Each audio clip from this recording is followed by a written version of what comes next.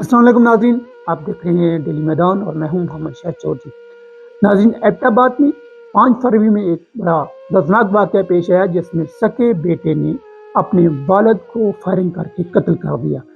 اور میں بتاؤں کہ ایبٹ آباد کی سیاسی یا سماجی شخصیت حاجی برا خان کو اس کے بیٹے مظہر خان نے فائرنگ کر کے قتل کر دیا تھا۔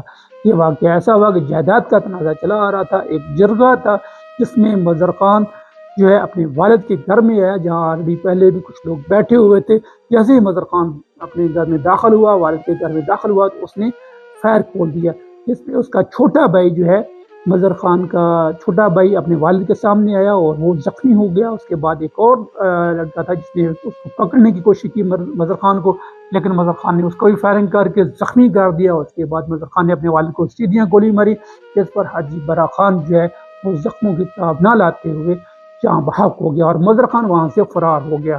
مظہر خان کافی مفروری میں رہا، تقریباً 1 مہینے سے زیادہ عرصہ جو ہے گرفتار ہو جو ہے ایبٹ آباد پولیس نے اس کو گرفتار کر کے تفتیش کی، اور تفتیش کے بعد آج اس کو جوڈیشل ریمانڈ پر جیل بھیج دیا۔ اور اب مظہر خان جو ہے وہ سلاخوں کے پیچھے ہے، جبکہ والد جو ہے اس کا منہ مٹی چلے گیا۔ لیکن جائیداد جو ہے، پراپرٹی جو ہے جہاں ہی پڑی ہوئی ہے۔